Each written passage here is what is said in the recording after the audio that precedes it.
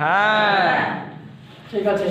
আজকে তোমাদের যে বিষয়টি নিয়ে আলোচনা করব সেটা হচ্ছে কারক, অর্থাৎ কারকের শ্রেণীবিভাগ। আমরা এর আগে পড়িয়েছিলাম কর্তৃকারক, কর্মকারক, করণকারক। আজকে আমাদের আলোচনার বিষয় হচ্ছে অপাদান কারকের শ্রেণীবিভাগ। আমরা জানি এর আগে বলেছিলাম কারক কাকে বলে? বাক্যের ক্রিয়ার সঙ্গে বাক্যের অন্তর্গত বিশেষ্য বা সর্বনামের সম্পর্ককে বলা হয় কারক, তাই তো? আমরা শিখেছি যে কারকের শ্রেণীবিভাগগুলো। তোমাদের মধ্যে সমস্যা ছিল যে কারকের শ্রেণীবিভাগের মধ্যে অবস্থানগত আর স্থানগত, অর্থাৎ অবস্থানগত অপাদান কারকটা আর স্থানগত অপাদান কারকটা নিয়ে তোমাদের মধ্যে একটু সমস্যা ছিল। দেখো, আমি একটা ছোট্ট পিপিটি তৈরি করেছি। এই পিপিটি থেকে তোমরা অতি সহজেই স্থানবাচক অপাদান কারক এবং অবস্থানবাচক অপাদান কারক নিয়ে যে সমস্যা তৈরি হয়েছিল সেটা কিছুটা সমাধান তোমরা বুঝতে পারবে। দেখো, বোর্ড থেকে লক্ষ্য করো, অপাদান কারকের শ্রেণীবিভাগ।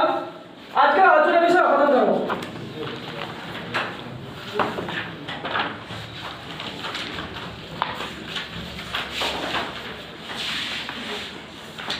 অপাদান কারক কাকে বলবো প্রথমে জেনে নিই।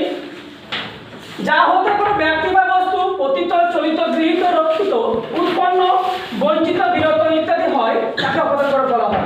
কি বললাম? যা হতে কোনো ব্যক্তি বা বস্তু পতিত, চলিত, গৃহীত, রক্ষিত, উৎপন্ন, বঞ্চিত, বিরত ইত্যাদি হয় তাকে বলা হয় অপাদান কারক।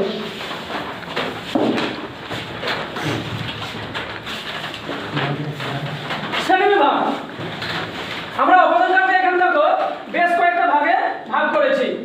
একে রেখেছি স্থানবাচক, দুইয়ে রেখেছি কালবাচক, তিনে রেখেছি অবস্থানবাচক, চারে দূরত্ববাচক, পাঁচে বিকৃতিবাচক, ছয়ে অস্বাভাবিক ক্রিয়াবাচক এবং সাথে রেখেছি তারতম্যবাচক। দেখো, তোমাদের যেটা অসুবিধা ছিল, সমস্যা ছিল স্থানবাচক আর অবস্থানবাচক নিয়ে। দেখো, আজকের আলোচনার বিষয় আমাদের কি বললাম? স্থানবাচক এবং অবস্থানবাচক। দেখো, স্থানবাচক কাকে বলবো? আগে উদাহরণটা দেখো। আমাদের ব্যাকরণের ক্ষেত্রে আগে উদাহরণটা বেশি সব থেকে কার্যকরী।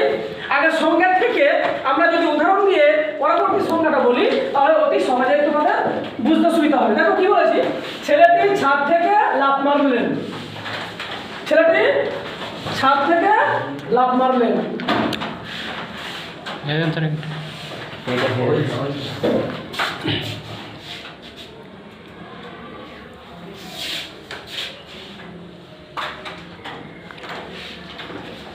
এখানে দেখো, ছেলেটি ছাদ থেকে লাফ মারলেন।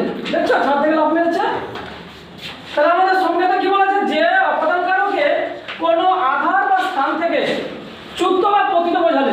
দেখো, এক স্থান থেকে অন্য স্থানে পড়ে যাচ্ছে। কোথায় ছিল ছেলেটি? ছাদে ছিল। ছিল এক স্থান থেকে, তাহলে এক স্থান থেকে অন্য স্থানে কনভার্ট হচ্ছে, পতিত হচ্ছে, গৃহীত হচ্ছে, তাই তো? তাহলে এক ছিল ছাদে, তাই ছাদ থেকে কোথায় লাফ মারছে? পুকুরে। তাই ছেলেটি ছাদ থেকে লাফ মারলেন। ছিল কিন্তু ছাদে, সেখান থেকে কিন্তু আর নেই, এক জায়গা থেকে অন্য জায়গায় কিন্তু স্থানান্তরিত হলো। এই যে ব্যাপারটা, এই ব্যাপারটা হচ্ছে কি, এটাকে বলবো আমরা স্থানবাচক অপাদান কারক। সংজ্ঞাটা কি বললাম? যে অপাদান কারকে কোনো আধার বা স্থান থেকে চ্যুত বা পতিত বোঝালে স্থানবাচক অপাদান কারক হয়। যেমন দেখো, আমি বাড়ি থেকে বেরোলাম। এই মেয়েটা কি করছে? ছিল বাড়িতে, এক জায়গাতে ছিল, সে কি কোথায় যাচ্ছে? হ্যাঁ, আমি বাড়ি থেকে বেরোলাম, তাই তো? আমি বাড়ি থেকে বেরোলাম, ছিল কিন্তু বাড়িতে, বাড়ির ভিতরে। তাহলে এক জায়গা থেকে অন্য জায়গা কিন্তু স্থানান্তরিত হচ্ছে। তো এটাই হচ্ছে স্থানবাচক অপাদান কারক। পরেরটা দেখো, এটা কি? অবস্থানবাচক। অবস্থানবাচক কাকে বলবো? দেখো, একটা উদাহরণ দেখো। ছেলেটি ছাদে ঘুড়ি উড়াচ্ছে।